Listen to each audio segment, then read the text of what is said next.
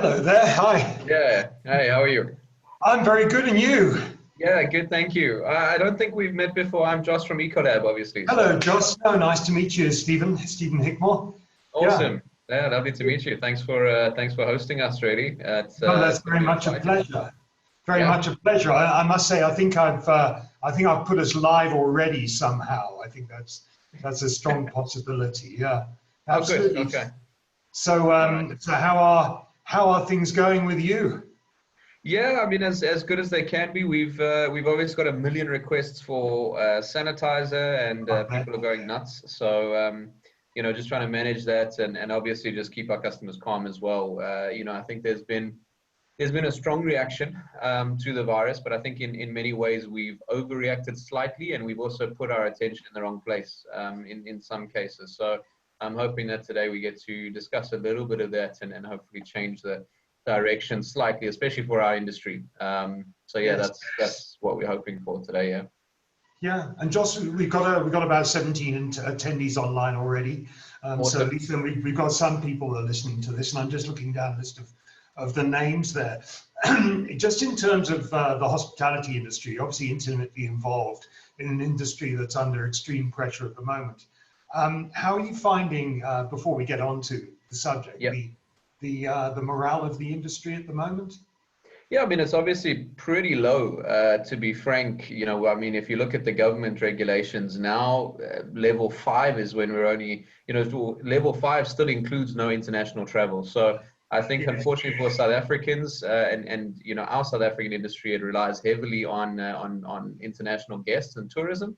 And I think that people are aware that it's going to be a struggle for a long time. So aside from cleaning and sanitizing and social distancing and all of that, it is really a panic about how we keep our industry alive. And, I think all the chefs, all the hotels, all of the resorts, all the restaurants are going to have to diversify their offerings pretty seriously before they can really, see some growth from that. So, we've tried to support where we can. I don't want to be too sort of salesman-y, but yeah, we've kept our pricing pretty solid to support everybody. We're trying to do what we can to make it easier for guys to clean and disinfect, and then at the same time, obviously, just give them the training they need so that when they can operate and however they choose to operate, they're safe and their guests and staff are safe as well. So, I see that's Debbie's online there as well. Can you hear me there, Debbie? I think you just need to put your microphone on. Maybe I'll put that on for you. I'm not sure. Let me unmute you there. Yep, there we go. There we go. Okay, great. Hi, guys. Welcome. Hi, Debbie. How are you? Very well yourselves. Good, thanks. All right. Good. Well, I'm going to pass Joss if I can. We've got about 23 people online, and I think we're at 11 o'clock now as well. Perhaps what I'll do is to pass over for you just to do an introduction on the Yep. subject, which is how to protect yourself and others beyond COVID-19. COVID-19 being a word that we didn't even know about last year, even though it's the 19, I believe, means 2019. But we only really started to become aware of it, and it's hit our industry extremely hard. But if I can pass over to you, Joss, just to introduce yourself and the subject. Yeah, no problem. So for all the attendees and everyone on the call today, if you haven't met me before, my name is Josh Turner. I'm from Ecolab. I've been with Ecolab for nearly 10 years now, so quite a while in the industry and working with chefs in various hotels and resorts. And today, really, we're going through a presentation that's been put together mostly in the US, actually. We got this information from the US, and we're a US-based company, so we feel like they're at the forefront of the information. Whether the world agrees with that or not is a different story. But there's a lot of very key information, and I think an important part of where we're going and how we treat our units with regards to the virus. So how do we protect ourselves as leadership? How do we protect our staff? And of course, how do we protect our guests?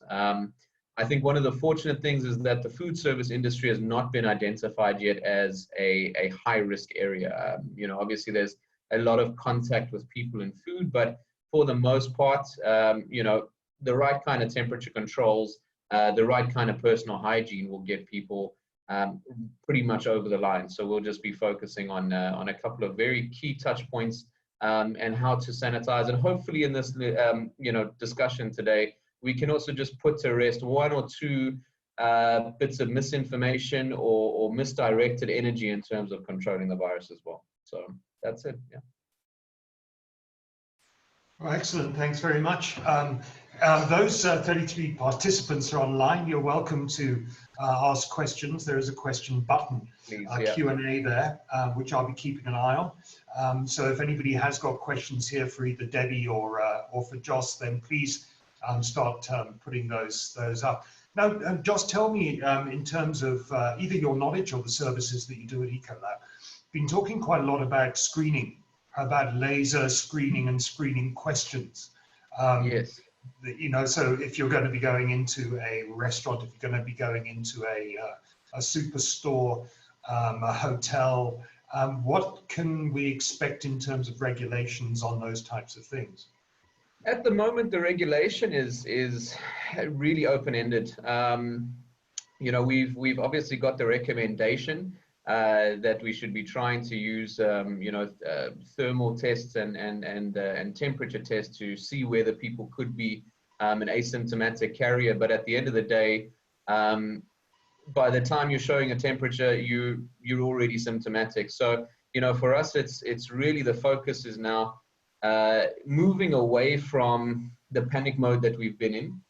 You know, we've just discovered the virus. Everyone's had this massive panic. We've just come into lockdown. Now it needs to shift slightly to controlling it a little bit more, making sure that our critical control points are all taken care of, that our staff are doing the right things in terms of personal hygiene and obviously housekeeping and sanitation the right way. You know, we've had this big issue in the industry where we've got things recommended like fogging, atmospheric sanitation, which are things that do not work. They're not a long-term or sustainable solution. And so really it's about changing mindsets, and I think that's what's going to be the big difference. Sorry to interrupt, Johnson. The fogging, you said that's not necessarily an angle that will work. Correct, yeah. Obviously, it's been in my head that each person, whether it be a restaurant or whether it be a hotel or a takeaway, would have to get in some pretty substantial fogging before they even go to start. So what is your take on the use of foggers? We don't feel it's very effective. You know, the biggest problem that you have, it's fine for trying to control the problem, but at the end of the day, the amount of time that the virus can live on a surface means that sure, you can fog today, but an hour later when you've had 10 or 20 people through the kitchen, your surfaces are all going to be infected should someone be a carrier of the virus. So I think it's one of those things that is a very showy type of process. It's very demonstrative. You can see it in action, but it's one of those things that is not going to be effective. You know, fogging generally is actually done for pest control, and the reason it works for pest control is obviously you take out the entire environment wherever those pests are living, you kill them once off, and then it takes months for those communities to regrow or restart. But the virus is very different. You have one carrier through a newly fogged kitchen, and unfortunately, you're going to be right back to square one. And I believe that's quite an expensive option as well, if one then looks at fogging. But it sounds like it's exceptionally ineffective as an expensive solution. Unfortunately, again, I think we look at, and I'll be honest, I think we've got a couple of GMs and head chefs here, and we find guys like your general managers in hotels will love that sort of solution because they can see someone come in and they can see this fantastic machine and everything gets filled with smoke. At the end of the day, number one, we really struggle with effective products that can adequately fog, or atmospherically sanitize. And secondly, as I said, you've done this massive thing, you've done this huge practice, and everything is now clean. But as soon as anyone walks in that kitchen, you're immediately recontaminated. There's no sort of long-term film or sanitizing effect that any product can have on the surface longer than its effective half-life. And most sanitizers have a half-life between 5 to 10 minutes. So by after 5 minutes or so, the effectiveness of the raw ingredients in the sanitizer have actually become half as effective. And after that, we don't count them as disinfectants anymore. So where we really need to go as an industry is understanding that, and we'll get into that in a bit of a presentation if you like, but really it's about controlling a couple of things. One is obviously personal hygiene. Hand washing is going to be absolutely critical. And we find as well, hopefully not getting too far ahead of myself, but really the biggest problem that we have is the misconception that sanitizing is good enough. Hand sanitizing is your last resort. It's I'm in the car and I have to sanitize quickly because otherwise I could contaminate my family. The most effective way to control this virus is hand washing, and effective hand washing with a proper antimicrobial soap. That is what's going to do it. This is a lipid type virus. It means for anyone who doesn't understand it, the virus is surrounded by a little layer of fat. And that's what keeps it nice and healthy and alive while it's waiting to be transmitted. So the thing that really destroys fats is degreasers, is cleaning products, and sanitizers are there as a second step, and that's really unfortunately the case here. So there's a lot of the whole world's focused on sanitizer, and it's great, but really we need hand washing, and that's what needs to be done properly. If you really want an effective solution, fogging is not it. The effective solution is going to be the right kind of sanitizing products and a proper, consistent, clean as you go and sanitizing procedure and regime in your kitchens and front of house and restroom areas. That is the only way with a proper surface sanitizer, and people focusing that when they come in and out of the kitchen, they're hand washing and sanitizing, not just sanitizing. That's not good enough. Thanks, Josh. I'd like to introduce Debbie now. I've sort of made you live online. I'd like you to introduce yourself. Just before I say that, if anybody does want to put a comment up about the state of my hair, it is difficult to be able to get a haircut. I do not trust my wife or anybody else who can cut it for me. So it's getting more and more interesting as time goes along. It reminds me, I think, I'm a boy of the 60s and the 70s, so you have to live with it. Debbie, please introduce yourself, and if there's comments on what we've been discussing. Hi, yes, I'm sure there's some people that might know me. My name's Debbie Bevan. I was with QPro. I'm sure a lot of you know us. We were doing food safety audits for numerous hospitality and restaurant clients.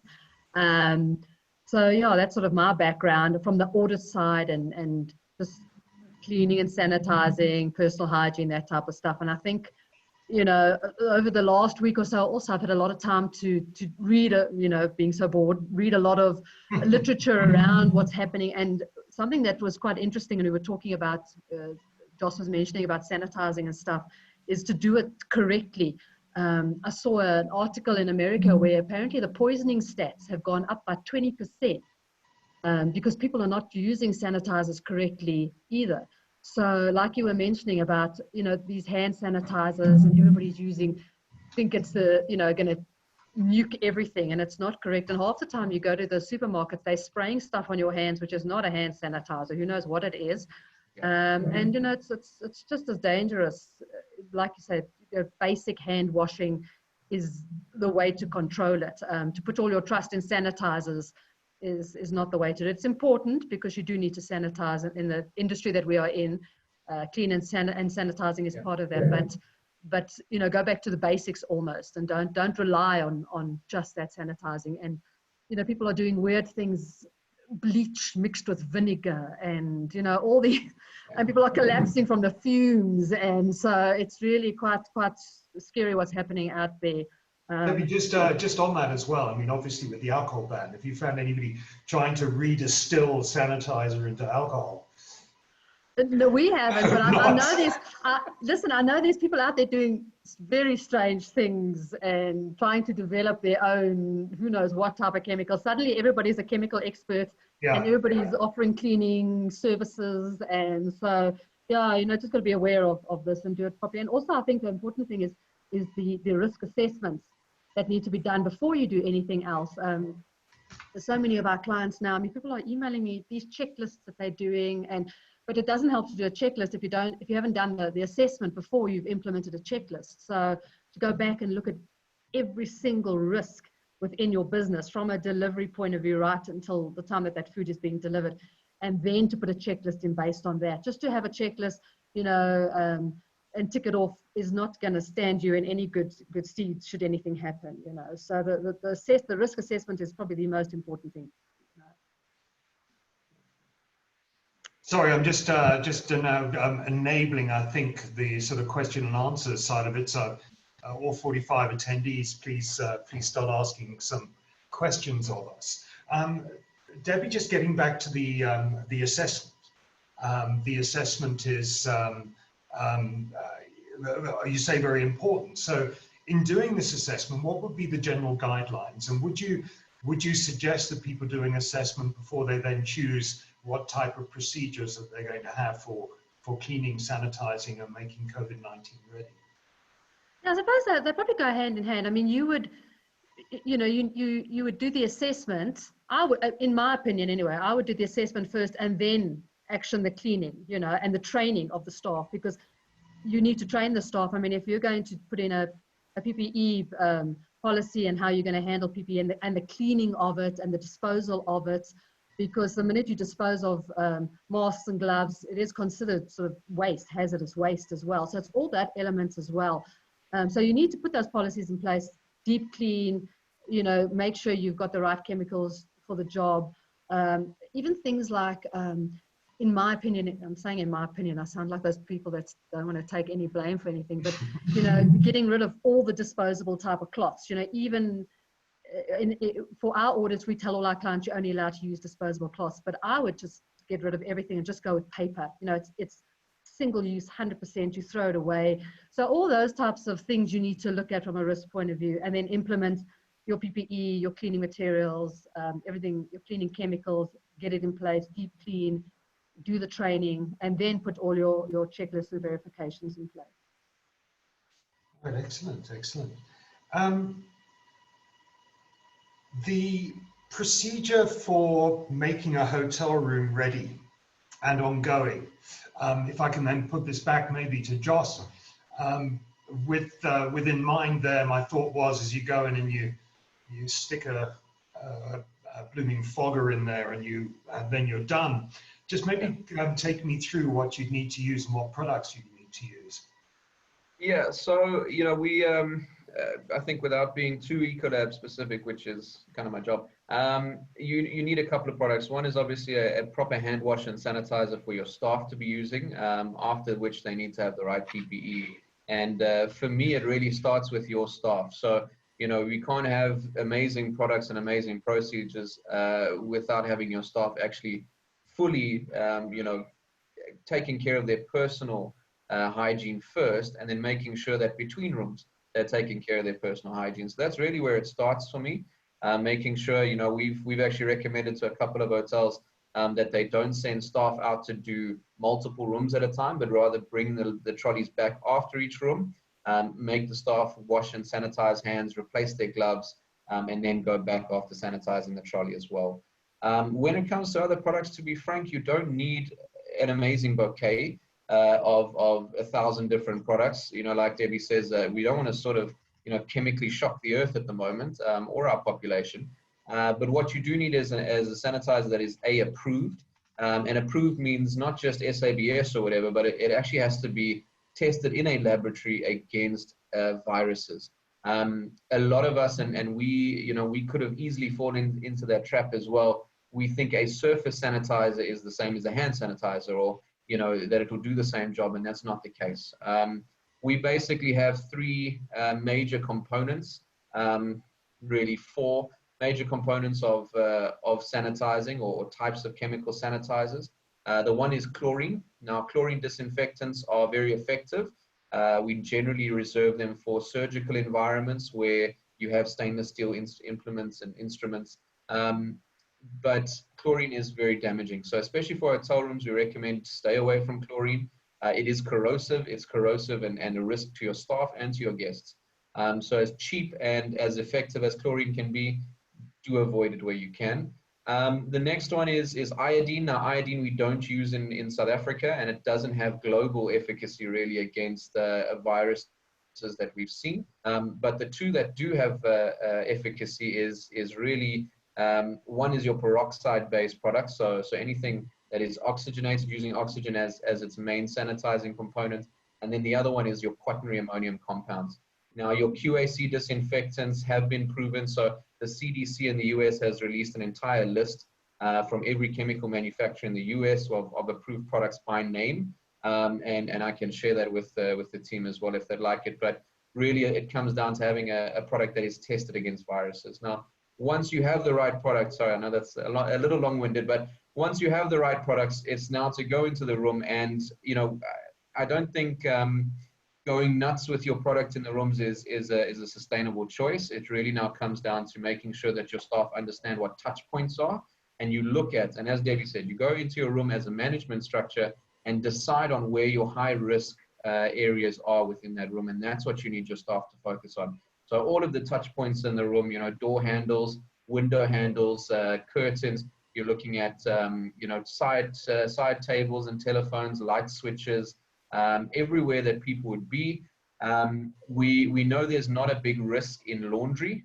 So as far as we understand so far, laundry is really not a big risk in terms of carrying the virus, especially obviously washed linen. Used linen is not something we ever recommend. And then in the bathrooms, obviously your mirrors, your sinks, your taps, your toilets, and your showers will be the most important place to focus on after that. So generally what we recommend is stick to your regular cleaning schedule within the room. And then once you've done those products, you then go through a sanitizing procedure with the right product on those touch points, and that's where you need to focus.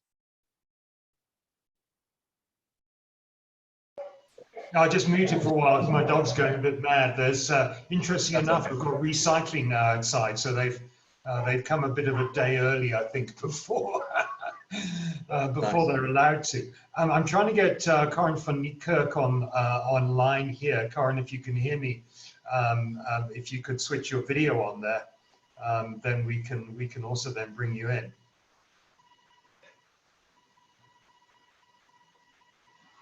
Or the I think she might be struggling with her audio.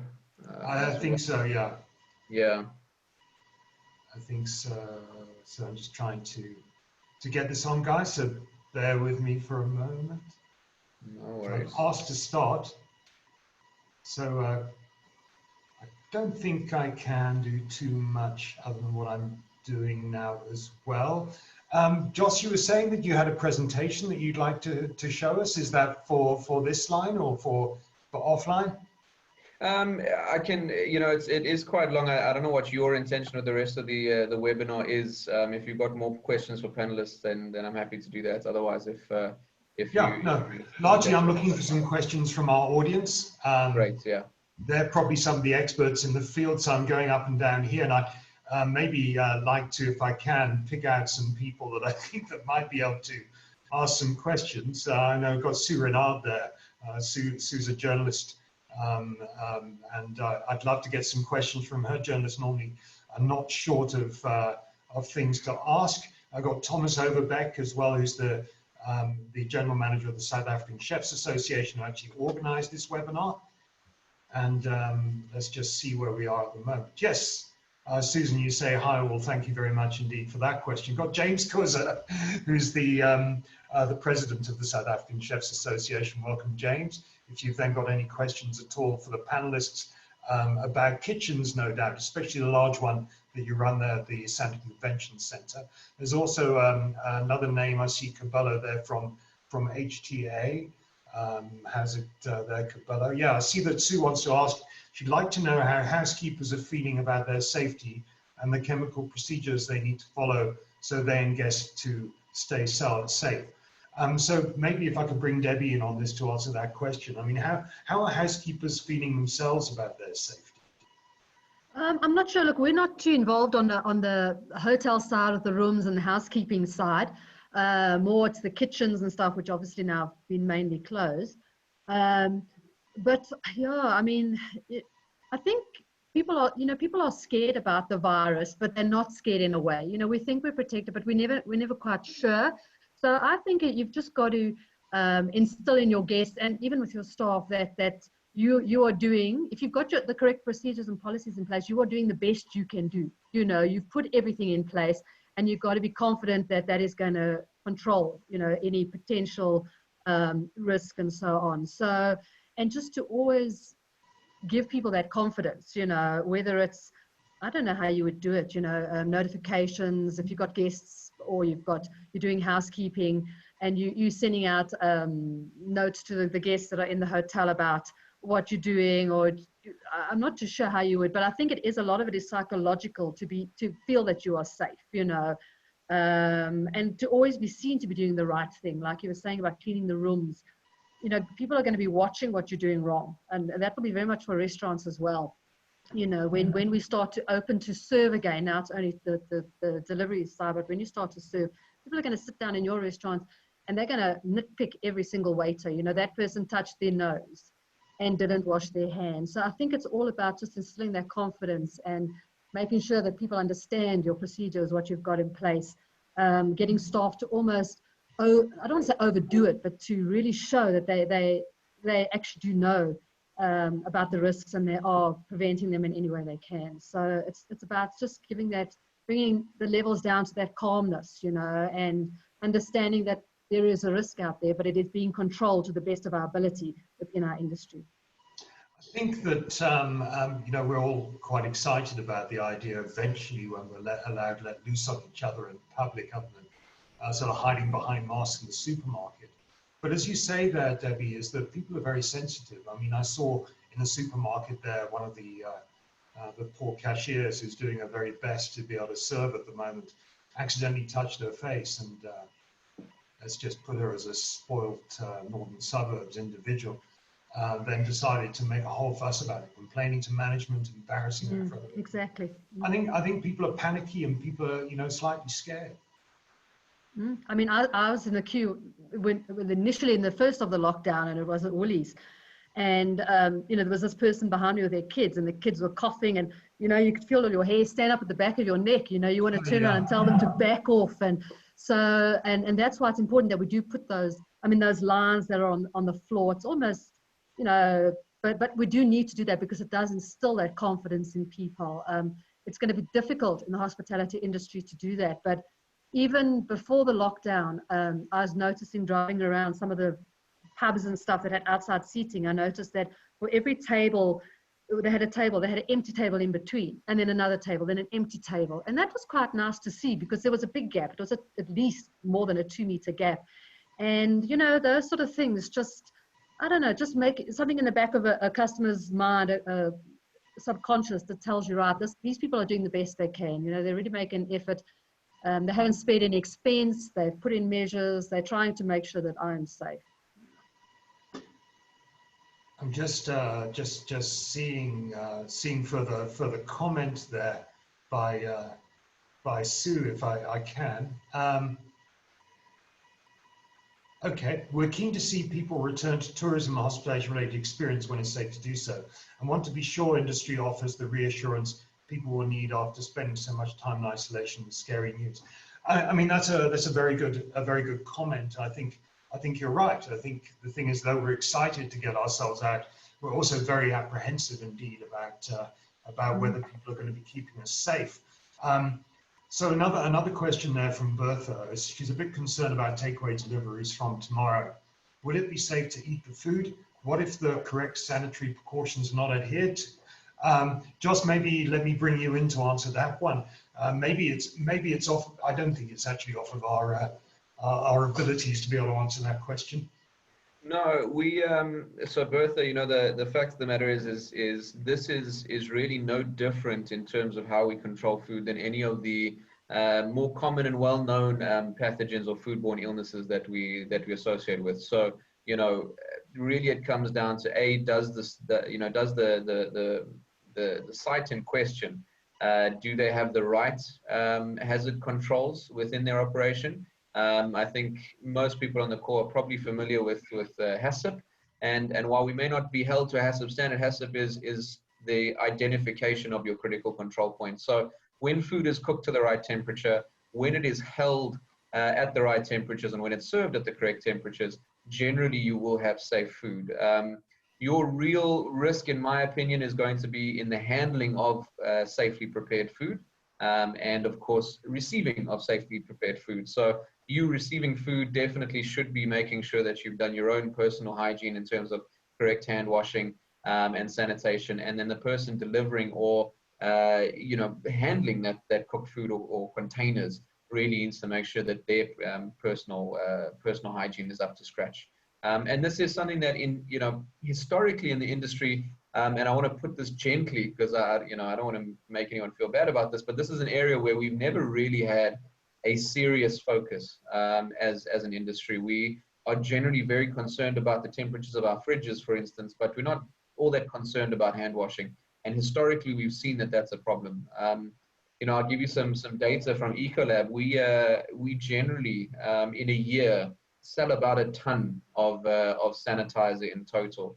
In March, we sold 9 tons. So, you know, that's not you know, that's not some fantastic sales gimmick. Our problem is that we should have been seeing 6 to 7 tons on a monthly basis before the virus ever happened, because at the end of the day, you know, we just historically don't have a culture of being as clean as we think we are. And I think that's one of the big problems, and that's going to have to change in the future. So for you, Bertha, you know, generally your food is going to be safe to eat. You're going to have to choose your establishment very well. And I think that goes back to this lady, Susan, your question. It goes exactly back to Susan's question of, you know, is your establishment making your staff and your customers feel safe enough to you know, patronize it? Sorry. And that's really the question. You know, are you showing that you're putting the right controls in place, that your staff are behaving correctly when they're handling food, or, you know, interacting with each other and the guests? And that's really what it comes down to. So, you know, even before, I wouldn't generally eat at a corner cafe. It's just not something I do. You know, I generally have a pretty iron stomach, but there are places I won't eat, and that's just because of, you know, my exposure to the industry. And I think that's nothing has changed in that regard. This isn't a particularly vicious virus. This isn't something that is you know, outrageously weaponized. It's just something that is new, and we're still finding out a way to handle it and handle the herd immunity required to really have the world safe. But in terms of food safety and eating and our interactions, nothing's changed from the viruses and pathogens that we've dealt with previously. So, you know, I think that's one of the key points, really. That's interesting, and I also think that we're learning so much about what's actually lacking in the country, not just the health and the hygiene side of it when it comes to sanitizing, but watching the news and saying, well, we're delivering the food to 55,000 homes. But those people were starving before this. They weren't starving now because of this. This is a thing. They're looking at sanitation in schools. This was happening before, looking at school classrooms being for 80 and then having to socially distance them.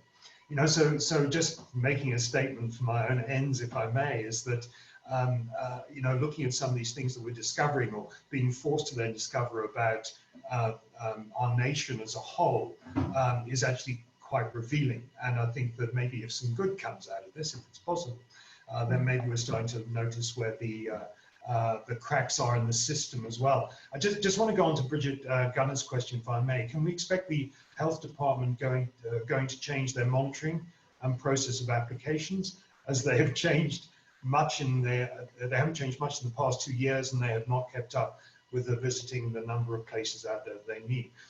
So I see you shaking your head there, Debbie, if I can ask you to answer that question. Yeah, look, I mean, with the listeriosis outbreak, that's when the legislation did change. I mean, if you read the regulation, you do raise your eyes a little bit at some of the stuff, and you wonder where it came from and how they got to it. I don't see it changing over this, because the basics are there. Everything that we're talking about now, hand washing, temperatures, delivery, personal hygiene, is all existing in the legislation, and there's nothing really to amend.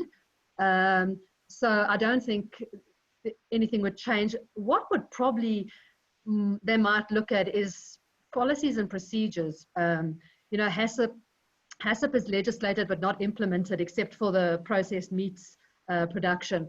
But things like that, I think the department might start to look at what your policies and procedures are within your business. Because if you've got good policies and procedures, and then you've trained on that, you know, you should train well. Your staff should be adhering to all of that. You should have a good food safety, practical stuff happening in your facility. So they might look at things along those lines. But I don't think there'll be any other major changes within the legislation a lot of self-monitoring. I think that's one good thing that's come out of this COVID thing is about hand washing and personal hygiene. You know, whenever I do training, one of the slides I put up is about that bacteria can't move by itself. The only way it gets from one place to another is by our actions, you know, our actions.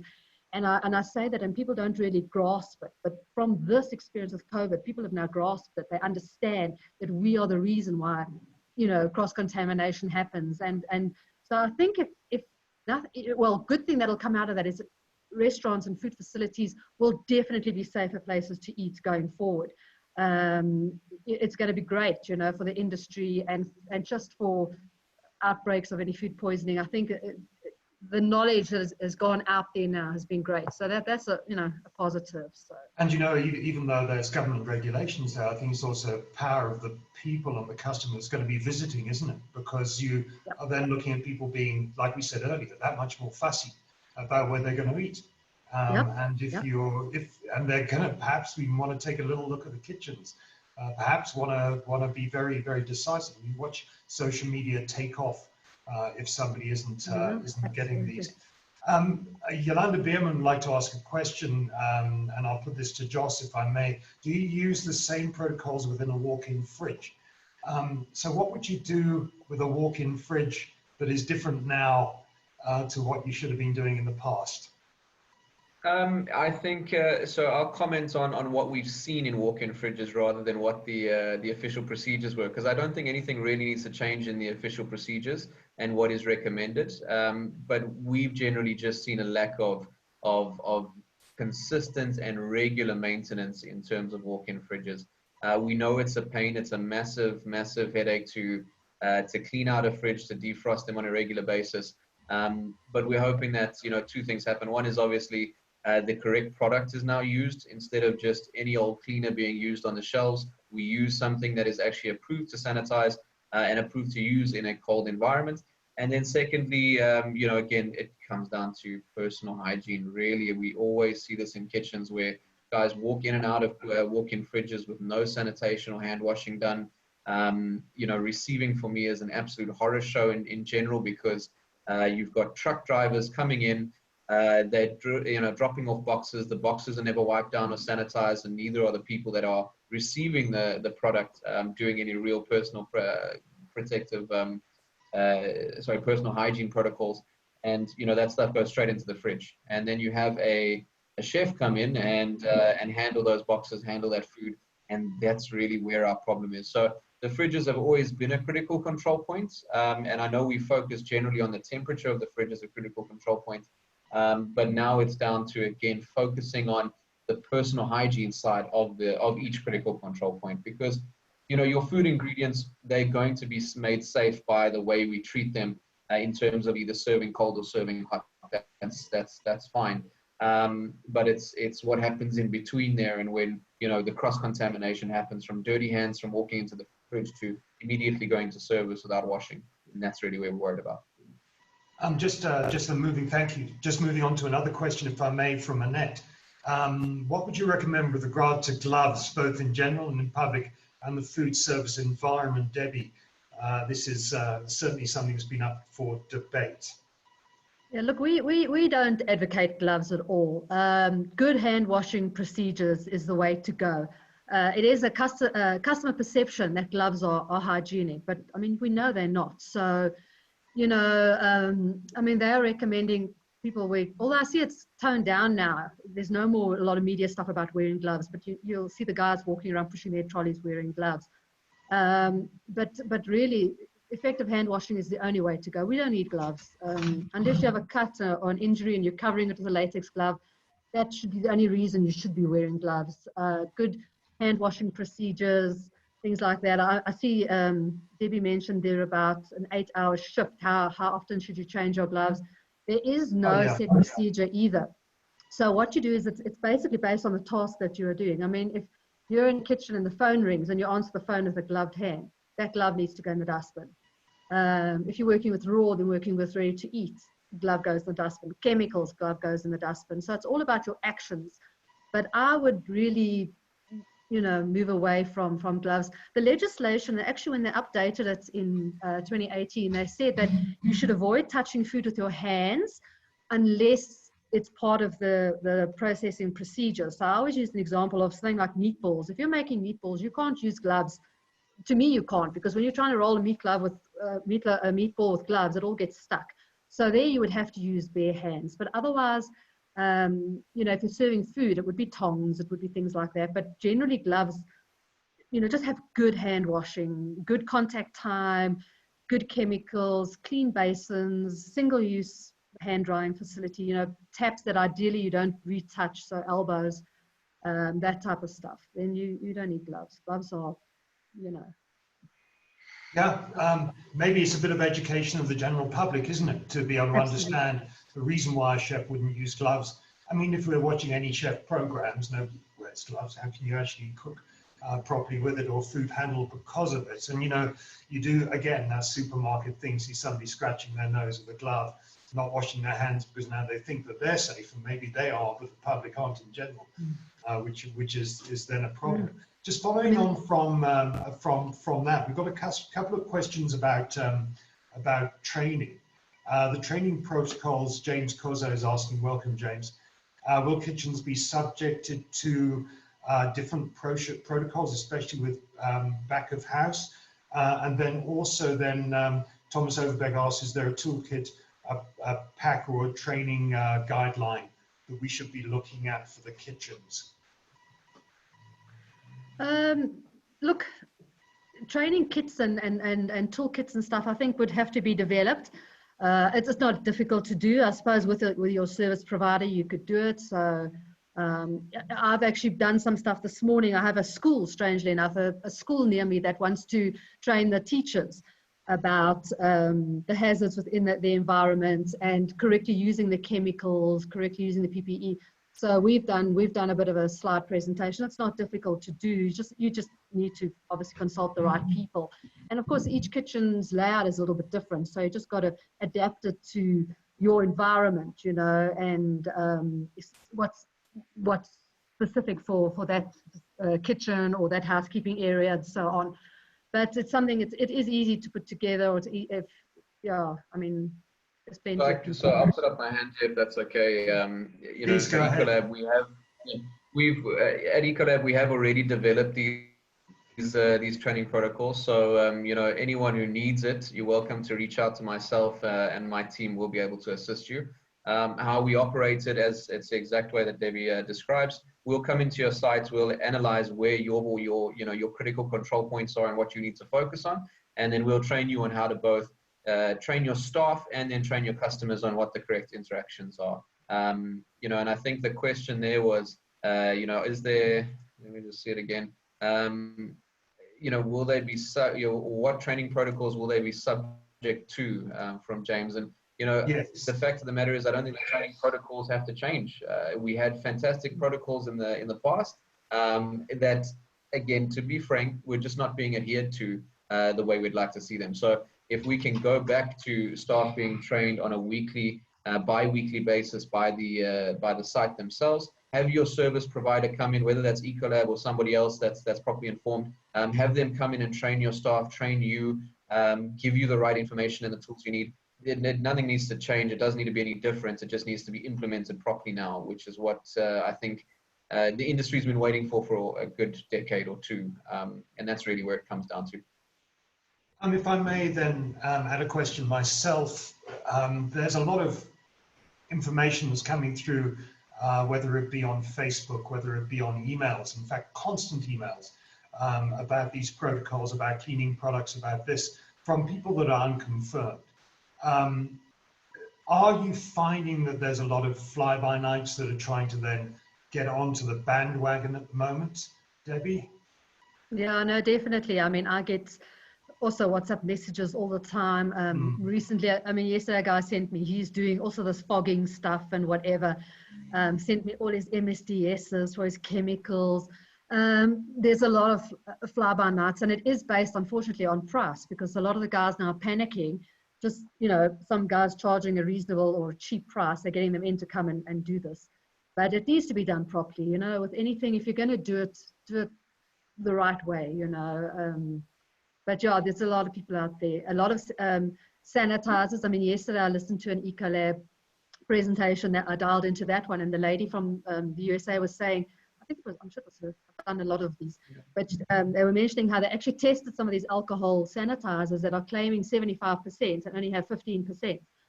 So, you know, you need to see those data sheets. As Josh mentioned, you need to see that they've tested that sanitizer on viruses, you know, similar viruses, so you know it's going to actually work, not that it's just some product. It's advertising it as a sanitizer and you think it's going to do the job. So yeah, a lot of fly-by-nights. Be careful, guys. When choosing a company, you know, obviously there's the well-known ones one can choose, but what type of licensing, what type of confirmation should people then look at, or memberships of organizations, before they then use a company to come in and do these types of protocols? Josh, you want to answer that? I'm not too sure, sure. but there must be bodies that you guys belong to and certificates and that type of stuff. Yeah, there are a number of them, and basically the first one is, you know, most importantly, SA Chefs. No, I'm kidding. Look, yeah, definitely your credibility comes from who you partner with. So, you know, we recommend obviously all of the national chefs associations that are around. But on a chemical basis, there is the Cleaning and Sanitizing Chemistry Board of South Africa, I believe it's called. I might be wrong. I don't deal with them directly myself. One of our regulatory affairs people deal with them. Obviously, chemical needs to be SABS approved where possible. SABS approval is not always necessary, especially if product is manufactured overseas. But then do be careful to get the right certification from that overseas manufacturer and their local regulations. Generally, we find that obviously the US and Europe are much stricter on their chemical regulations than South Africa, both in terms of the sanitizing performance of products as well as the raw ingredients that go into it. You know, that's one of the problems we always face at Ecolab is, you know, your chemicals ridiculously expensive, and that's not because we have inflated costs. At the end of the day, we've kicked out a lot of very harmful raw ingredients in our products. You know, we're getting rid of phosphates. We're getting rid of a lot of things. There was a certain ingredient in hand soap, for instance, that was actually found to be changing the sex of frogs out in the environment and doing a whole lot of harmful things to waterways. And those are the things that we've gotten rid of. But it means that the replacement is costly, unfortunately. And so, you know, that's what it comes down to. In my opinion, if it's too good to be true, if it's too cheap, that's your best indicator. And I think that, you know, one of the mindsets that we need to break away from in the industry is just because it may appear to get the job done doesn't necessarily mean it's the right investment for your business. It's the same reason I think we drive the cars we do. You know, you could get it done with a Tata or a you know, whatever it is, but the fact is we all still aim for a Toyota or a BMW or a Mercedes or whatever is more reliable and more comfortable. And that's what it comes down to. You need to look for quality and you need to look for the added value service as well. So very importantly, and again, you know, is the staff of the company you're working with, are they working safely? Have they been properly trained and are they informed? Or are they just there to, you know, kick more drums into your site? Does the company have enough information and regulatory support for you and your business? Are they giving you the right safety support in terms of your staff and your guests? Those are questions you really should be asking as business owners and people that are managing your budgets and are responsible for those safety targets before you really join a partnership with anyone. And that's what we recommend. And Ecolab is quite happy to be a litmus test for anyone if you like. So, you know, if you want to say to us, hey, listen, we don't want to use Ecolab for whatever reason, that's fine. But you're welcome to call us in and say, hey, look, this is what we want to do. What would you do in the same scenario? And then you can compare for yourself to see whether that's something that is good enough, really. I think it's a very excellent point in terms of looking at by fly-by-nights. And one of the things that I think we'll start to see, maybe not so much in South Africa, is the incidence of litigation against those people that do then not sanitize properly, that do put customers at risk. So I wouldn't be surprised if then the legal aspect of this will start to raise its head. So very important then to be able to use a proper, legitimate company to follow all the right protocols. Interesting question from Nat Weaver. So would you agree that the training protocols that need to be added are those regarding COVID are to be with social distancing, not shaking hands, etc.? Our understanding is that coronavirus is not a foodborne virus. Have there been any studies that say differently? I think let's answer the second question. Have there been any studies that say differently that it's not foodborne, that it is perhaps foodborne rather?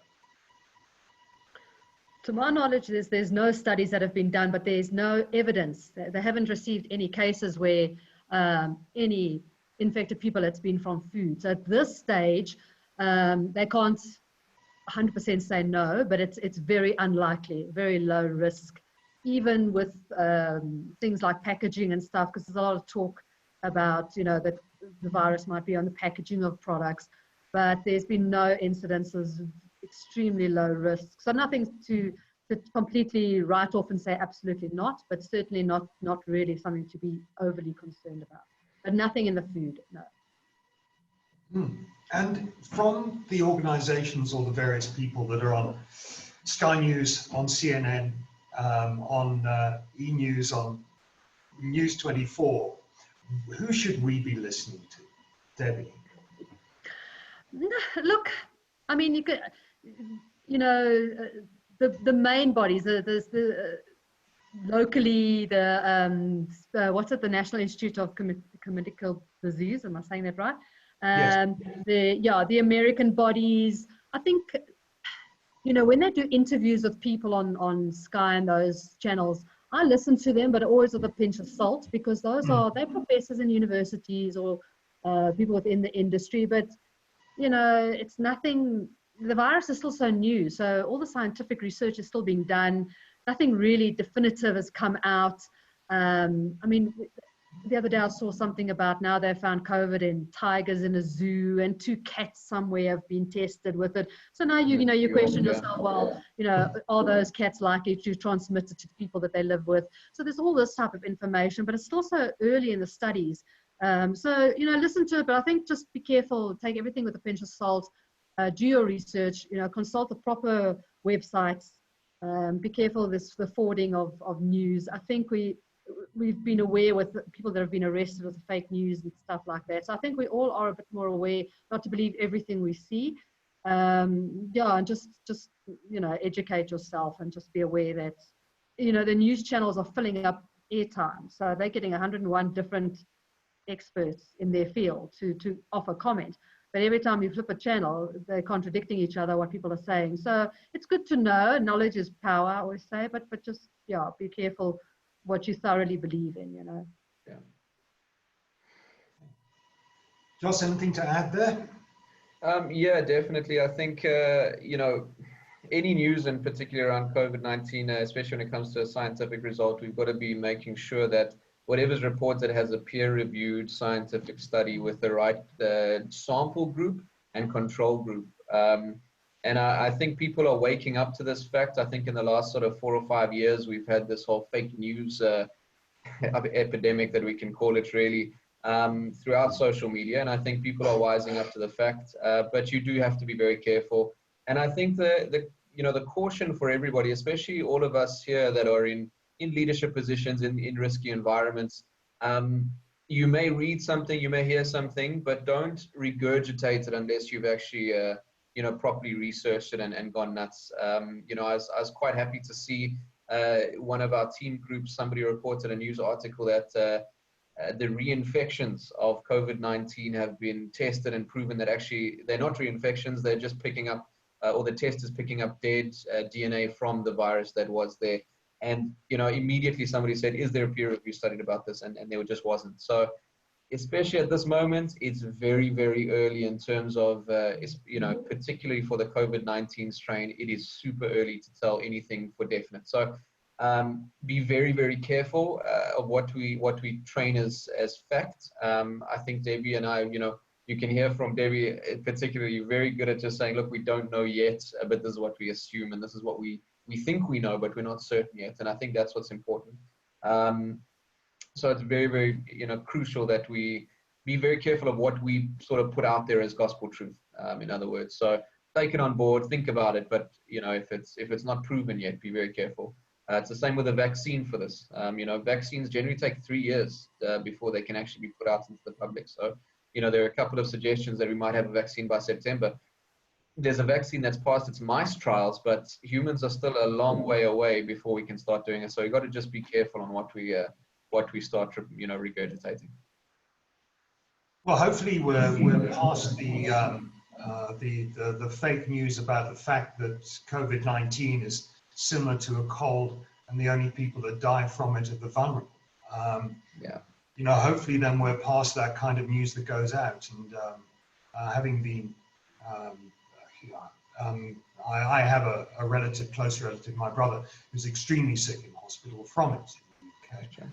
So it brings it home very, very firmly. And if I can just make a heartfelt statement, is that any person that's thinking that this is a virus that will go away easily, or a virus that is just like a cold, then you've just got to look at the 53,000 people in the States who have actually died from it, and some very close to home incidents of it as well. I've seen a note from Bridget Gunner here. She's found herself cleaning most packaging when I get home as a more stringent process. Is there a change from manufacturer to kitchen and the amount of hands it's gone through? Well, I think with that, probably the general question is that when you're getting something from Uber Eats, you're picking up that package and it's gone from a few hands, you know, it's gone through a few. Is there a chance of being able to get COVID-19 from that packaging? Look, I mean, yeah, from my understanding is that there's no definite that it's how long it stays on these hard surfaces. So, I mean, I've seen some information, anything from 2 hours to 9 hours, that the virus can still be on hard surfaces. But like the lady yesterday was saying on the Ecolab forum from the USA, these are tests that are done in laboratories and things like that. So it's a very different environment from what we're experiencing. I think your risk there is probably not so much from manufacturing that side until it gets to you. It's probably the guy that's actually delivering it. You know, if he gets out of his little Uber bucky and he happens to sneeze, touch your takeaway container, hands it to you in the next 2 minutes, you touch it, do that. This is where the risk is. So, you know, not to say, well, it's definitely not on hard surfaces, it's not on packaging. But again, I think the risk that they've associated with it is low. So, you know, what I've said to one of my clients about receiving is to be very careful. Things like, and I mean, it almost sounds extreme, but it's something to consider. Things like pens.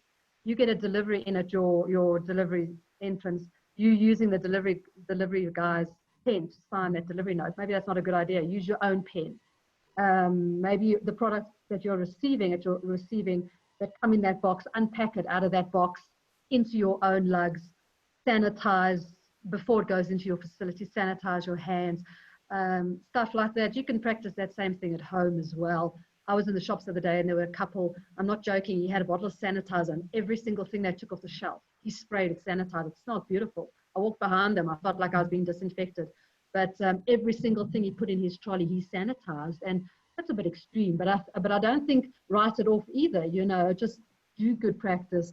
Think about the risk of who's touched that immediately before you've touched it, where that possible contamination can come in. You know, rather be on the safe than sorry, but without being too panicky. If I can say that. So essentially, Bridget, you're not too OCD by wanting to clean your packaging when you get home. I quite like the tip there. Take it out of the packaging, throw the packaging away, wash your hands, and then you can probably then deal with it. So if there's any more questions from attendees, I think we're probably at a point now we can probably start to wrap up. Is there any Joss, anything to add? I think I just see Susan. She seems to be concerned about this question. If I can, it's are you receiving questions about the safety to the environment with regards to the increased use of chemicals in general? Sorry, Susan. COVID-19. That question. Yeah.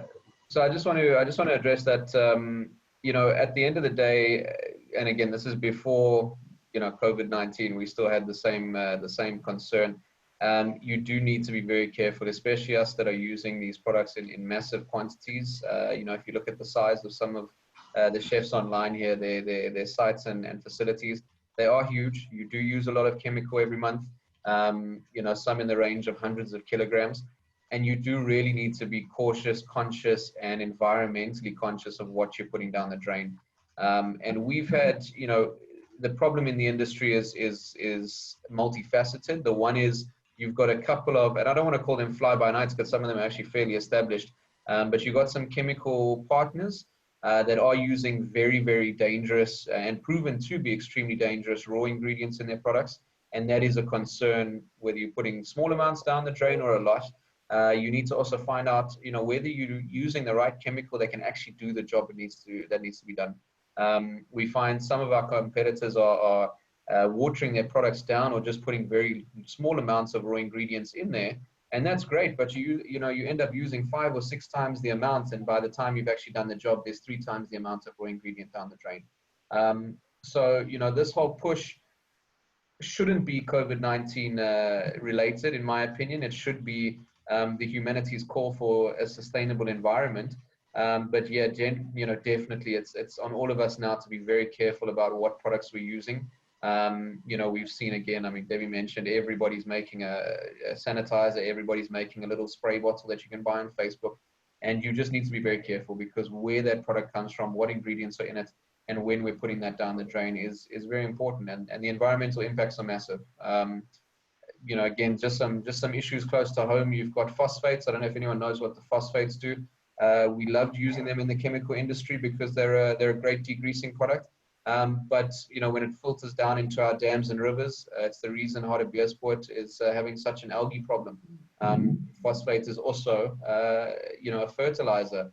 So everybody's got phosphates full in their degreasing products, and we're just chucking them down the drain and having a massive impact. Like I said, I mentioned that ingredient. I remember the name. It's called triclosan. Triclosan is a product that we've been using in antimicrobial hand soaps for ages, and that again is having massive impacts on the environment and our aquatic life. And that's really what it comes down to. Be careful, be stringent. One of the not confusing factors of chefs, but I think we love to focus in some areas but not in others, and that's where I've seen chefs be very, very stringent on your raw ingredients that you're using to prepare your meals, but we're not really too concerned about what chemical products or whether our dish machine is washing at the right temperatures and actually sanitizing. And that's the concern that we need to get to, is a much more holistic approach to what we deliver to our customers through our impact to the environment as well. So, yeah, hopefully that answers it. I think it's a super point, and it is so easy to be able to then forget that all of these wonderful chemicals are going down the drain. Then they're affecting things in other ways.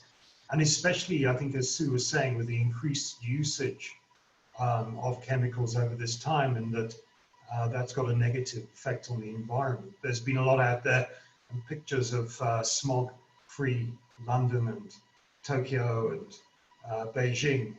But what are we flushing down flushing into the rivers? Debbie, anything to add there? No, nothing from my side. I think just, it's really tiring times for the industry, and, it's going to take a while to recover.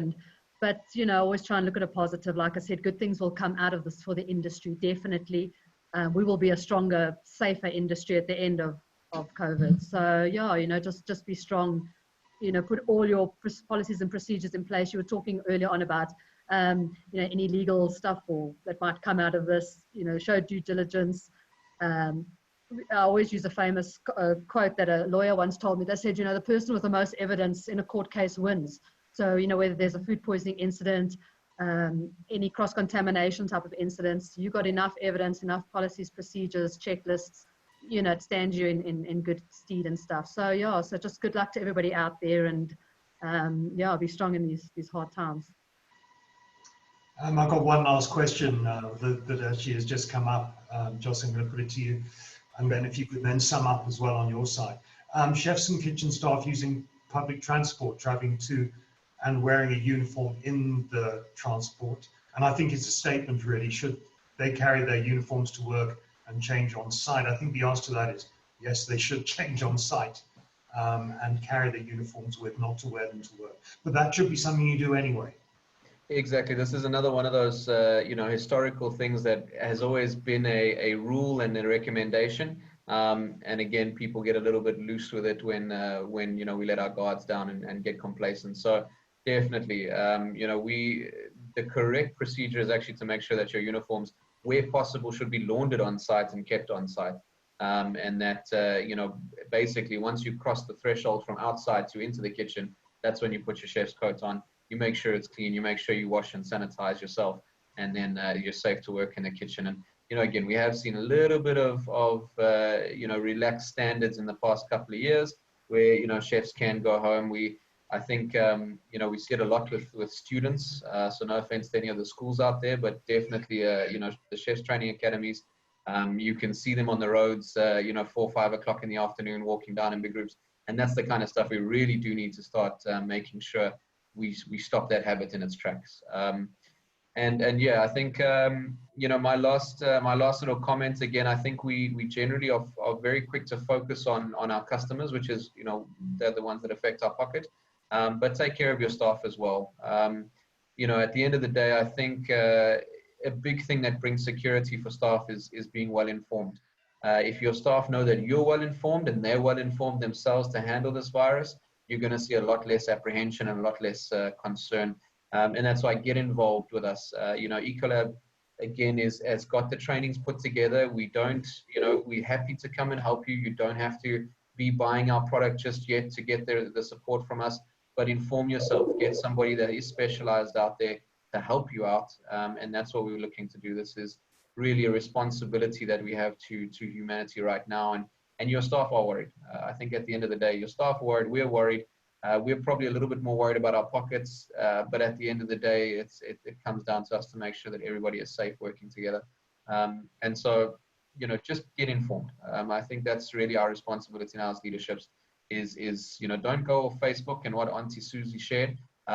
Go off actual, proper education. Make sure that you know what's going on, and that when you share that with your staff, and implement rules in your kitchens, that you're doing the right thing in the right way. And I think that's really my key focus for this next couple of months as we get back into the kitchens. That really is what it's going to be. Thank you very much. I'd just like to thank both panelists, Joss and Debbie. Thank you very much for spending time with us. It was very, very informative, very eye-opening and very useful. It is good to see so many chefs online and restaurateurs and anybody else that runs a small business. Guys, it's really tough. I think everybody does understand that you're going through a lot at the moment. There's the added weight on your shoulders of having to let staff go, of delays from rescues like UIF and others, those that are being able to help. And I know there's some fantastic projects in the industry, some of them led by South African Chef Association, to be able to get food to people that most need it. So perhaps whilst we're not making money, then the good suggestion is to see what we can do that is good out there, even if it's in a small way. But I want to thank you all for attending, and wish you well, wish you safety, and pray that we'll come out of this well, and we're going to build a better future for ourselves. Thank you all. Thank you very much. Thank you, everybody. Thanks, everybody online. Great questions too. Thank you very much. Yeah, thank you. Thanks, guys. Cheers. Bye-bye. Cool. Have a good day, guys.